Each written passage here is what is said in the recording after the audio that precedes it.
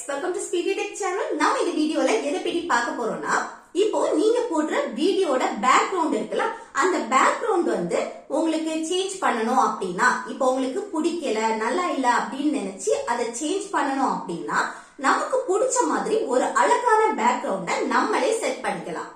அது எப்படின்னு தான் நம்ம இந்த வீடியோல கிளியரா பார்க்க போறோம்.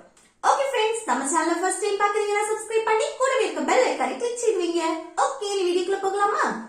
ஓகே, இப்போ நம்ம வந்து இன்ஷர்ட் ஆப் யூஸ் செய்து தான் இந்த வீடியோட பேக்ரவுண்ட சேஞ்ச் பண்ண போறோம். அதுக்கு வந்து இன்ஷர்ட் ஆப்பை வந்து ஓபன் செய்திருங்க.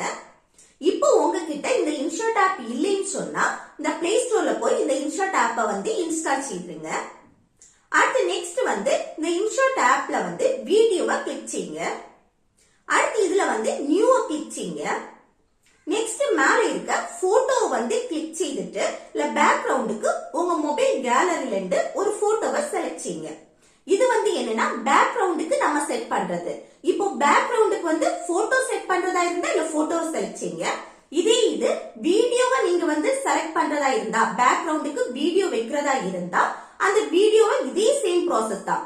மேல வீடியோவை வந்து கிளிக் செய்துட்டு இதுல வந்து ஒரு வீடியோவை செலக்ட் செய்யுங்க. நான் வந்து பேக்ரவுண்டுக்கு வந்து போட்டோ தான் செட் பண்றேன். சோ இந்த போட்டோவை செலக்ட் செய்துட்டு அடுத்து இந்த கீழே இருக்க டிக் ஆப்ஷனை கிளிக் செய்துருங்க. நெக்ஸ்ட் வந்து எடிட் பண்ற பேஜ் வந்து ஓபன் ஆயிடுச்சு பாருங்க.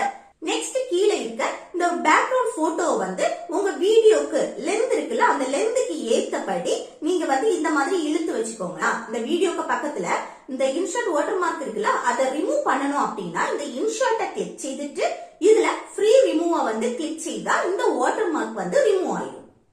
அடுத்து நெக்ஸ்ட் வந்து இந்த பிஐபி ஆப்ஷன் இருக்குல்ல, அதை கிளிக் செய்துட்டு இதுல வீடியோவை கிளிக் செய்துட்டு நீங்க பேக்ரவுண்ட் சேஞ்ச் பண்ணக்கூடிய வீடியோ வந்து செலக்ட் செய்யுங்க. சரியா? இது வந்து என்னன்னா எந்த வீடியோக்கு நீங்க பேக்ரவுண்ட் சேஞ்ச் பண்றீங்களோ அந்த வீடியோவை தான் செலக்ட் செய்யணும். நெக்ஸ்ட் இந்த வீடியோக்கு சைஸ வந்து கம்மி பண்ணணும் அப்படின்னா கூட இந்த க்ரோப்பை வந்து கிளிக் செய்து இதுல வந்து நம்ம தேவைக்கு ஏற்றபடி கட் செய்யலாம்.